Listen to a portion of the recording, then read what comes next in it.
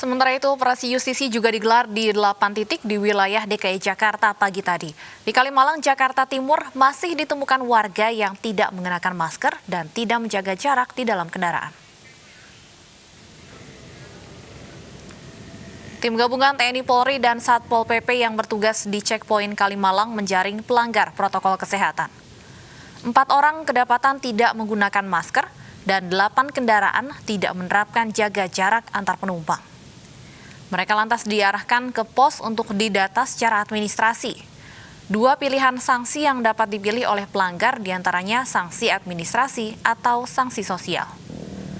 Sementara angkutan kota yang terjaring mengangkut penumpang melebihi kapasitas 50% dikenai sanksi teguran tertulis.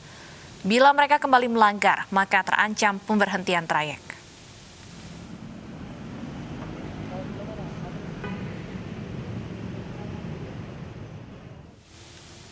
Pemirsa, penegakan protokol juga dilakukan dengan inspeksi mendadak di sejumlah kawasan perkantoran, termasuk di kawasan Pulau Gadung, Jakarta Timur. Kita akan lihat bagaimana penerapan protokol kesehatan di sana dan juga hasil dari inspeksi tersebut. Ada rekan Revika Sibarani. Ya, selamat siang Revika. Apakah petugas menemukan adanya pelanggaran PSBB di kawasan perkantoran? Ya, Deta Stefani dan pemirsa, benar bahwa pagi tadi pihak dari Sudin Tenaga Kerja Jakarta Timur didampingi dengan Disnaker Pemprov DKI Jakarta bersama dengan tim gabungan TNI Kepolisian dan juga Satpol PP Jakarta Timur kembali melakukan sidak di sejumlah perusahaan yang ada di kawasan industri Pulau Gadung, Jakarta Timur. Di mana dari sidak pada hari ini terdapat 2 perusahaan yang disidak dan keduanya merupakan perusahaan dari bidang distribusi yang akhirnya harus disegel oleh tim gabungan lantaran masih mempekerjakan karyawannya di atas kapasitas 50% dan salah satunya adalah perusahaan yang berada di belakang saya.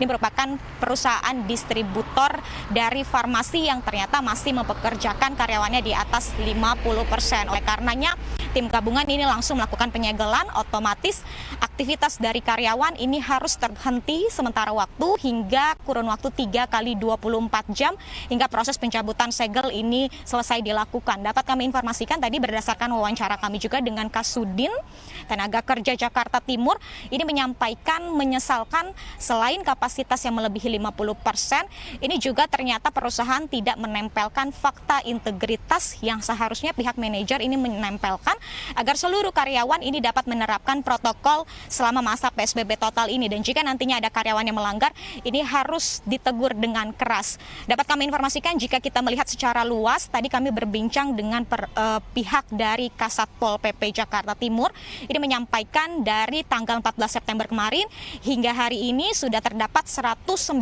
perusahaan di Jakarta Timur yang dilakukan sidak dan dari antara 109 perusahaan tersebut ada sebanyak 27 perusahaan yang masih melanggar PSBB total berdasarkan peraturan Gubernur nomor 88 tahun 2020 tentang PSBB total ini.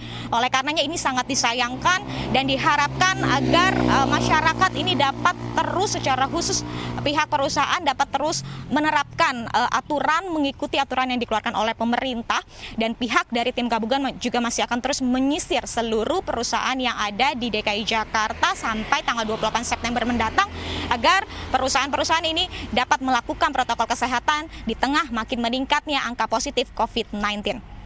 Deta dan Stefani. Baik, terima kasih Revika melaporkan dari kawasan Pulau Gadung, Jakarta Timur. Selamat bertugas kembali.